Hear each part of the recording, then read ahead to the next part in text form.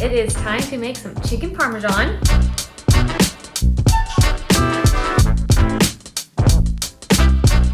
That's pretty good. Wow, wow, wow. This has officially become my new favorite sour cream.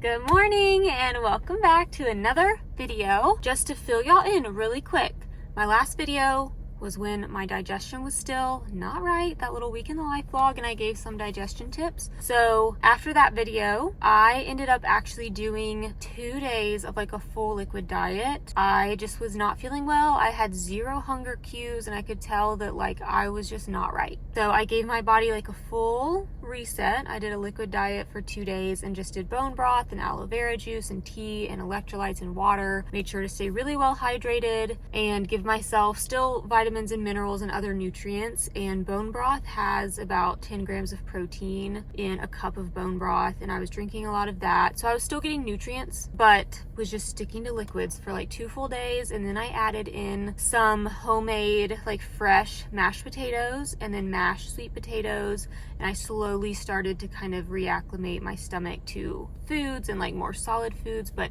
they were soft mashed solid foods. And I just started feeling a little bit more back to normal last Friday. So today's Monday, and with that comes today's video. So while I was uncomfortable and not able to like eat normal foods, at any given time you could find me laying on the couch scrolling Pinterest for new gluten-free, dairy-free foods. And it was really sad at one point at night, Ryan and I were getting ready for bed, and I was like brushing my teeth, and I was like, I love my gluten-free food.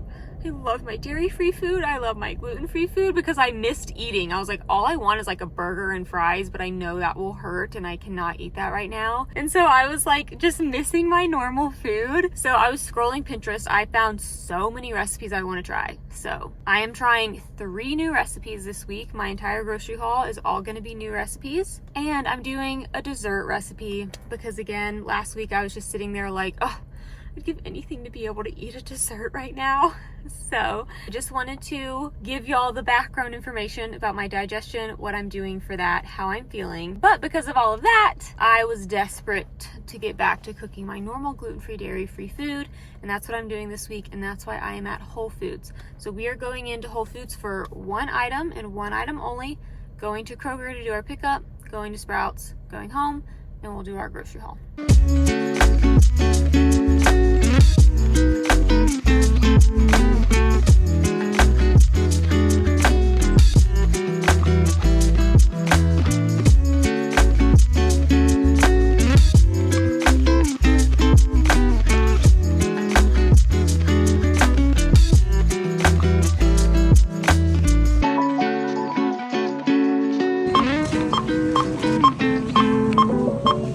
Okay, we're back. I got all the groceries laid out. So on the menu this week is gluten-free, dairy-free chicken Parmesan. And then I found a recipe for like a lemon chicken gnocchi pasta. Looks delicious, so we're doing that. And then I'm going to be making a homemade gluten-free, dairy-free chicken pot pie. Fresh homemade pie crust and everything. Again, I found a recipe that seems simple enough, not too complicated, not too difficult. And I love chicken pot pie. It was one of my favorite meals that my mom used to make. And I feel like when I went gluten-free, dairy-free, I obviously found foods quickly that I could eat, especially if you just stick to whole foods, like just eating like your steak and chicken and vegetables. Like It's very doable, but I feel like I, early on in the process, like made myself get intimidated by something like a chicken pot pie or like a homemade pie crust. It's like, that just seemed really intimidating to me. The same way that making my like fried chicken, it just sounded intimidating. It just sounded like a complicated process, so I just never tried it. But I feel like lately I've really been branching out with my recipes. And so chicken pot pie came across my feed while I was scrolling Pinterest, and I was like, I love chicken pot pie. It's probably one of my favorite meals growing up, but I just haven't made it in 5 years since going gluten-free, dairy-free. So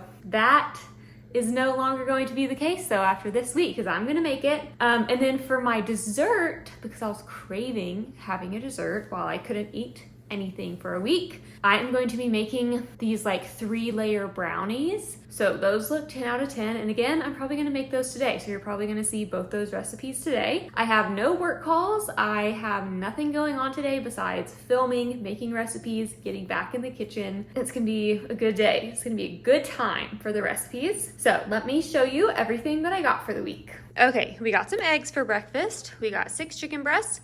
3 are going to be for chicken parmesan and 3 are going to be for the lemon chicken gnocchi pasta dish. And then 2 things of sausage for breakfast.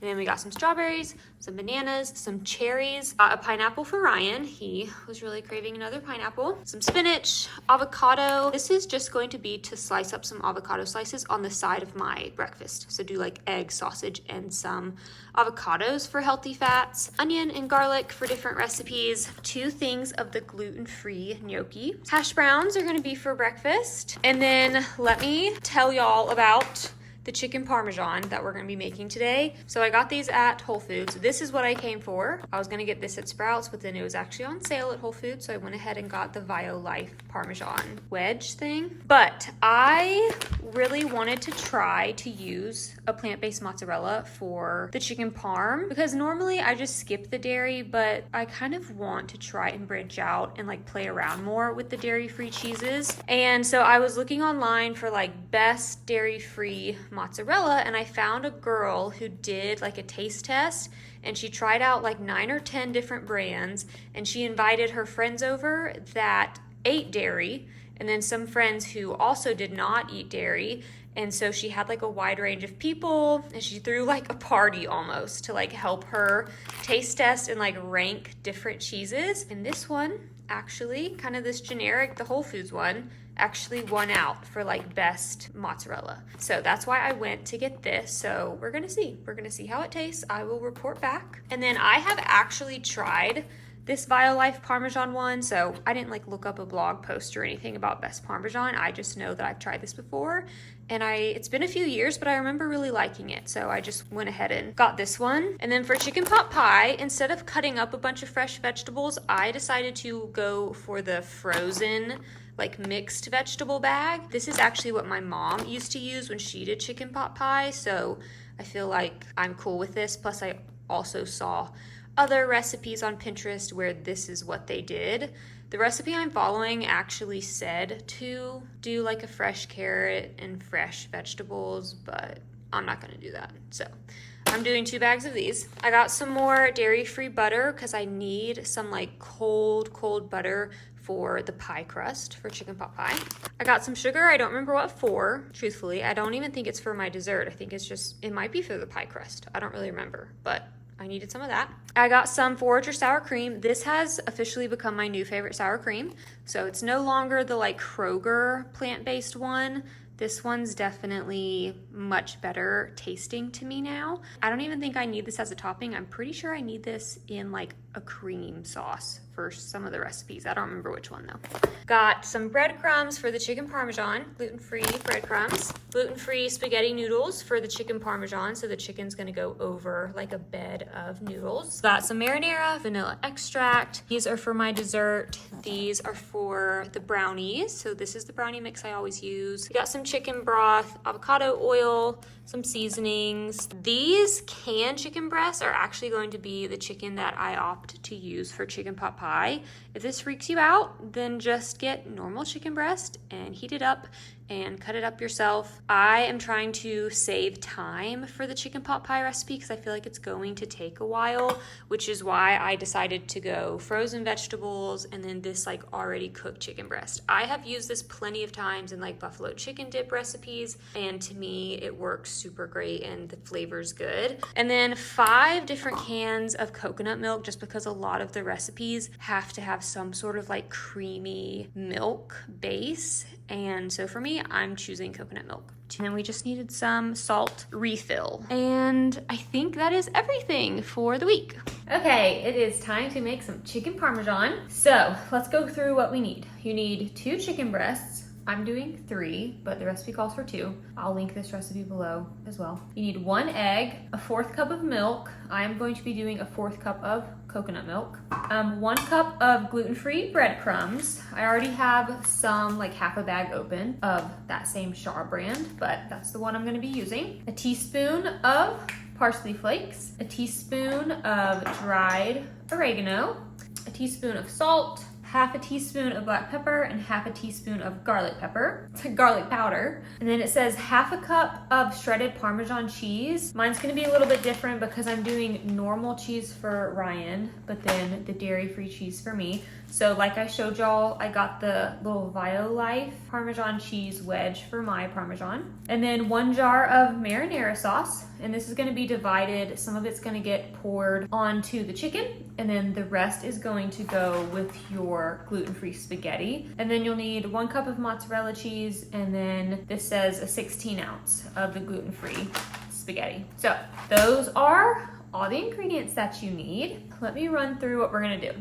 I've already preheated the oven to 400 degrees, so we're gonna do that. And then I've prepared my baking sheet behind me with some parchment paper. So this says to slice the chicken breasts down the middle. So slice it halfway lengthwise to where you prepare like 4 skinnier chicken breasts. But again, I have 3 chicken breasts, so mine will be 6. And it says in 1 bowl, we're gonna mix together the egg and the milk. And then in a separate bowl, you do the breadcrumbs, parsley, oregano, salt, pepper, garlic powder. So the breadcrumbs get mixed in with all the seasonings. And then what we're gonna do is we're gonna dip the chicken breast in the egg milk mixture, and then dip it into the breadcrumb and seasoning mixture, and then put them on the baking sheet. And then this says to spray each chicken breast with some non-stick cooking spray, and then top with your Parmesan cheese. And then you bake it like that with just the Parmesan cheese. So like the breadcrumb Parmesan cheese, you bake it for 20 minutes, and then remove from the oven. And then you do the marinara and the mozzarella and then place it back in for 10 minutes. But it seems simple enough. So I'm very excited about this, but let's get started.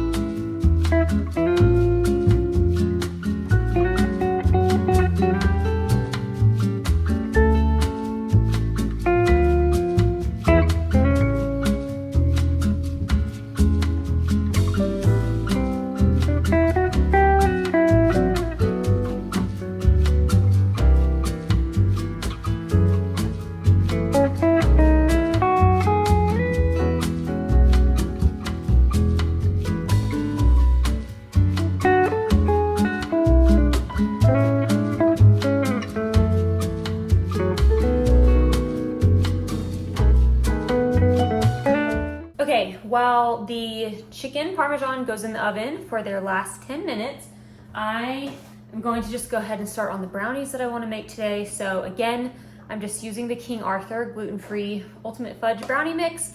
And then to make it dairy-free, I substitute the butter for avocado oil. So I did the same thing with Ryan's birthday cake, that birthday ice cream cake. I will link the recipe below, but the recipe I'm linking tells you the brownie mix if you're making them from scratch with like your sugar, your flour, your butter, egg, all that. I'm just substituting for the brownie mix instead of making homemade from scratch brownies. So essentially all you do is you make your brownies. So I'm gonna do that. And then once the brownies are done, you sprinkle the marshmallows on top and kind of let the marshmallows melt a bit.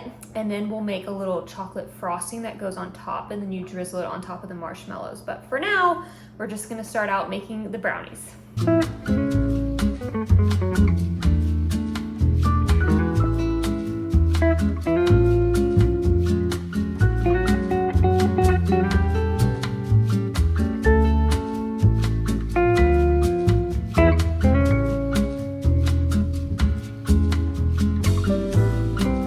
Okay, I'm just saying this looks so good. We will see how the dairy-free mozzarella tastes. Obviously you can see like it didn't melt fully, or like it didn't like mesh together the way real cheese does, but hopefully it tastes good. So I have high hopes. So now I have just strained my noodles, and I'm just going to put the marinara sauce, what is left over from marinara sauce, put that in with the spaghetti noodles. And then I just put the brownies in too. So it worked out perfectly that right when these were done, the brownies were ready to go in the oven. So I just swapped those out really quick, and we're getting closer and closer to being done with all of our cooking endeavors for the day. So let's try this out.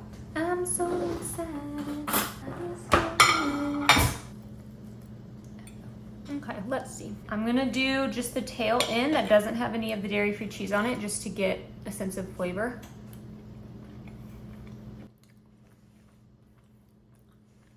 Okay. Yeah, that's a bomb. Okay, the piece that's just, it was like the tail end that just had like the breaded chicken. 10 out of 10, just the breaded chicken part with like a little bit of marinara. Let me try a bite with all the dairy-free cheese, because normally I'm someone who just leaves out dairy-free cheese because I've never really found it to be as good of substitute options. I feel like gluten substitute options are pretty spot on, but dairy-free cheeses I feel like typically are really hard to find anything of similar nature. So let's try a bite with all the cheese.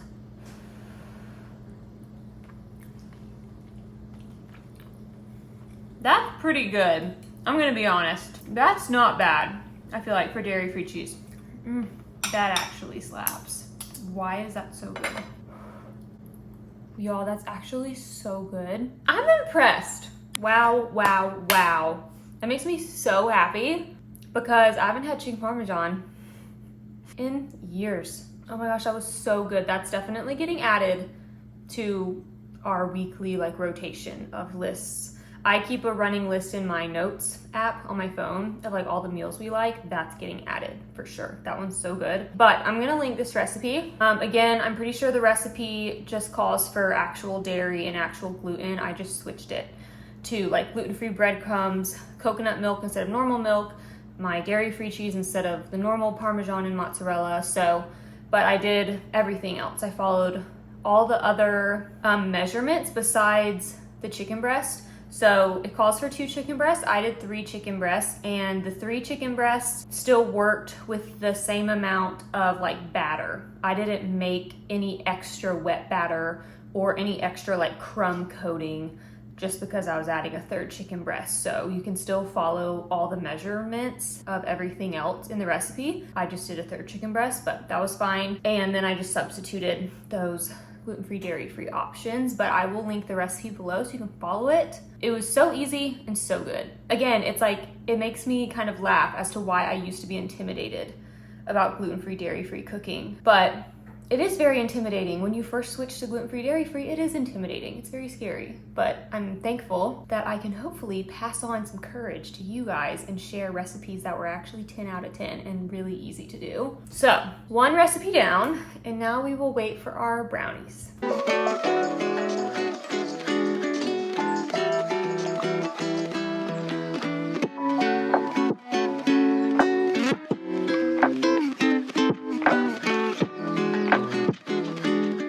Right, here are the finished brownies. So they look so good. The recipe says just to let them cool completely before you try to cut into them. So that's what I'm gonna do. I'm gonna wait till later this afternoon. Okay, my phone died while I was cleaning the kitchen. But I finished doing all the dishes, so I'm very tempted to dig into this guy.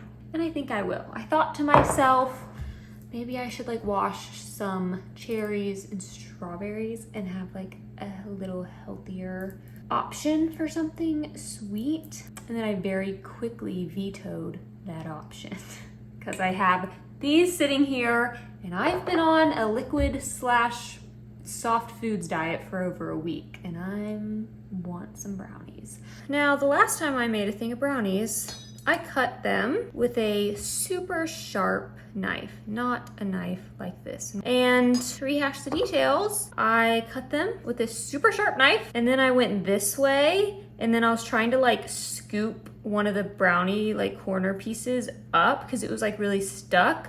Ended up stabbing my freaking thumb right here and I didn't work out for like 3 weeks because I couldn't even like grip a dumbbell. Yeah, it was so painful and I thought I was gonna pass out 2 different times from the pain. So now I've learned my lesson. Don't use sharp freaking knives to cut a thing of brownies. It'll all work out with a normal knife. So that's my tip to you.